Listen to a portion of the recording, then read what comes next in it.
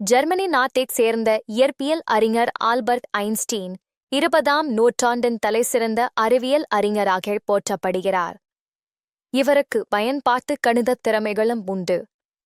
கணிதம் மற்றும் அறிவியலில் புலமை பெற்ற ஐன்ஸ்டீன் உலகத்தின் 8வது அதிசயம் பற்றியும் ஒரு கருத்தை உலகுக்கு எடுத்துரைத்துள்ளார். ஆனால் நிச்சயம் அது அறிவியல் சார்ந்தது அல்ல. அப்படியென்றால் அந்த அதிசயம் எதுவாக இருக்கும்?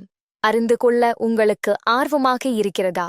அதனை அறிந்த பின்பும் இதே ஆர்வம் உங்களிடத்தில் இருக்கும் என்பது மட்டும் நிச்சயம்.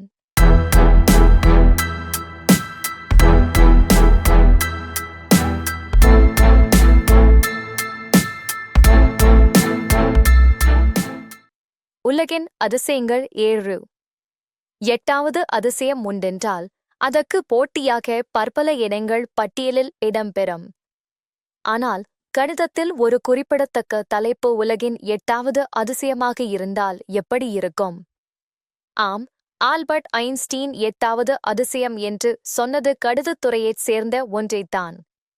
மேலும் இது இன்றைய காலகட்டத்தில் மக்களோடு தொடர்புடையதும் கூட. அதுதான் கூட்டு வட்டி.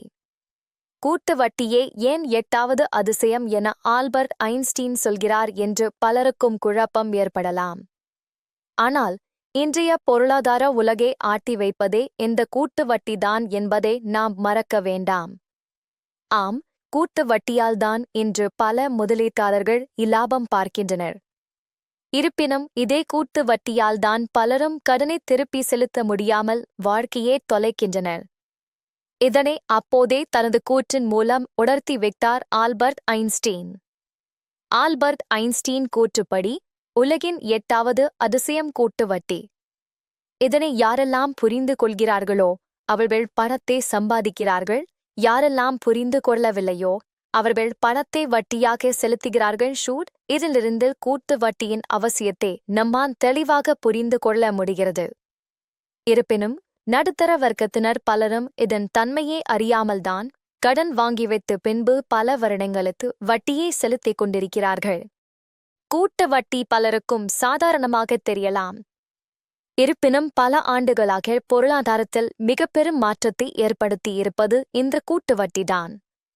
பங்குச்சந்தை, மியூச்சுவல் ஃபண்டில் மற்றும் எஸ்ஐபி போன்ற முதலீடுகள் அதிக இலாபத்தை வழங்குவதற்கான அடிப்படை தத்துவங்களின் கூட்டு வட்டியும் ஒன்று.